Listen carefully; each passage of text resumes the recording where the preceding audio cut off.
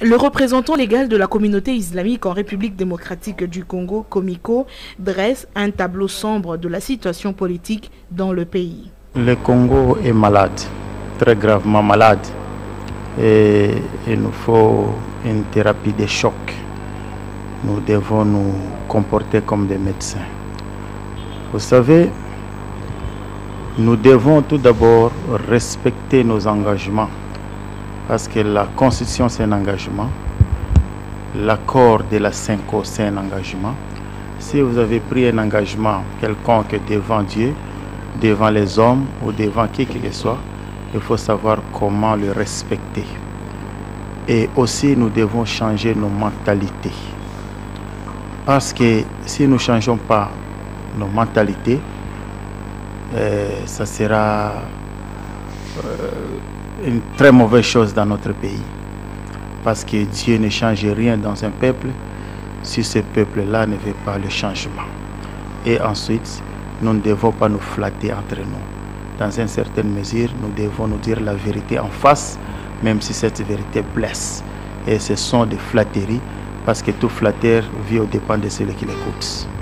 Quelle est cette thérapie aujourd'hui qu'il faut apporter politiquement pour respecter l'accord, mais également la Constitution, de manière un peu plus claire? De manière un peu plus claire, vous savez, l'accord de la CENCO, nous n'avons pas été là-dessus, parce que vous savez, les musulmans sont marginalisés ici dans le pays, exclus dans toutes choses. Mais pour l'amour patriotique, pour l'amour de notre pays, en tout cas, il faut que nous soutenons cet accord à 100%. Et cet accord a parlé de beaucoup de choses.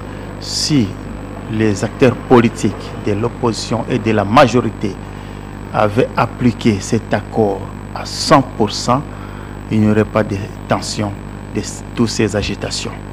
Parce que quand nous voyons que nous sommes dans des zones des agitations, dans un moment ou dans une période, en tout cas là où tout le monde ne sait pas qu'est-ce qui va arriver, en tout cas, c'est parce que nous n'appliquons pas cet accord.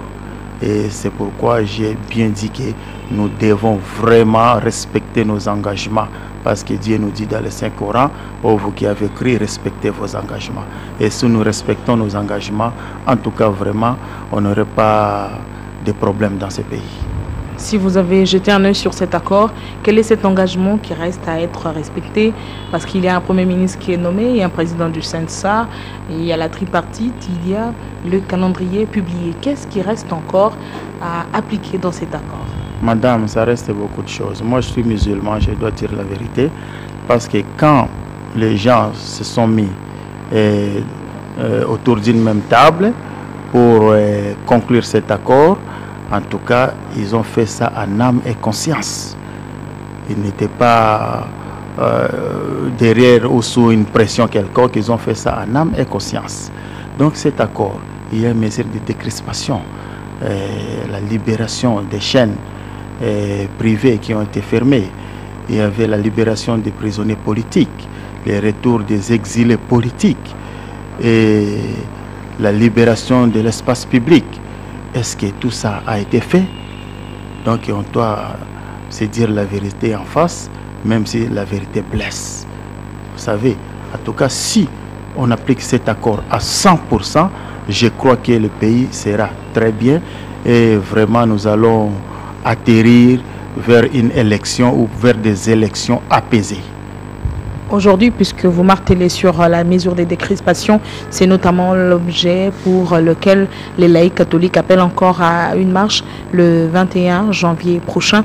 Est-ce que vous apportez votre soutien à ces structures de l'Église catholique? Vous savez, ce qui nous unit est plus important plus que ce qui nous divise. Ce qui nous unit, c'est quoi? C'est Dieu. Ce qui nous unit, c'est le Congo. Ce qui nous unit, c'est l'amour patriotique, madame. Au jour d'aujourd'hui, je serais incapable de dire que je soutiens à 100% la démarche des laïcs catholiques parce que nous n'étions pas contactés à ça. Mais je ne peux pas aussi interdire cette démarche Vous savez pourquoi? Parce que c'est constitutionnel, la marche est constitutionnelle.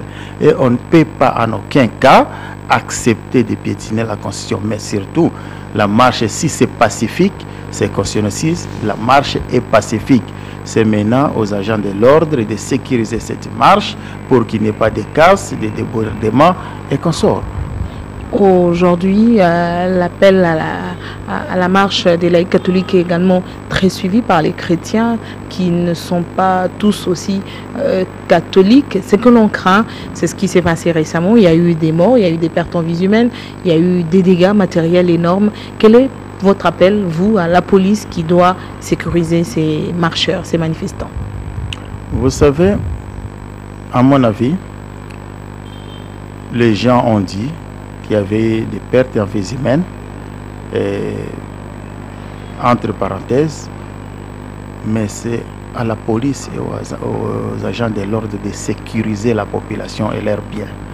Quand les gens vont marcher, par exemple, pacifiquement, sans casse, sans aucune chose, parce que j'ai appris qu'ils devaient marcher avec des rameaux, avec des bibles à la main, avec des chapelets.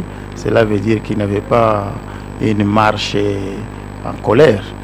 C'était une marche pacifique et c'est autorisé par notre constitution. Ici, c'est la constitution que nous sommes en train de suivre tous. Donc, c'est de sécuriser cette marche pour qu'il n'y ait pas de casse. Mais la mort qui est arrivée, ou la perte en vie humaine qui est arrivée, en tout cas, nous déplorons ça.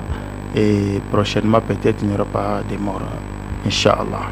Est-ce que vous, au niveau de la communauté, vous pensez réellement qu'il y aura élection, que le président de la République ne va pas se représenter, qu'après ces 2 mandats, Joseph Kabila partira? À l'heure actuelle, nous avons déjà un calendrier qui a été publié et nous voyons d'un notre côté, il y a un engagement pour la tenue des élections. On croit qu'il y aura des élections. Oui, nous croyons. Aujourd'hui, si vous rencontrez le président de la République, que lui diriez-vous? Bon, on n'a pas une démarche là-dessus pour rencontrer le président de la République. Peut-être prochainement, nous allons répondre à cette question. Merci.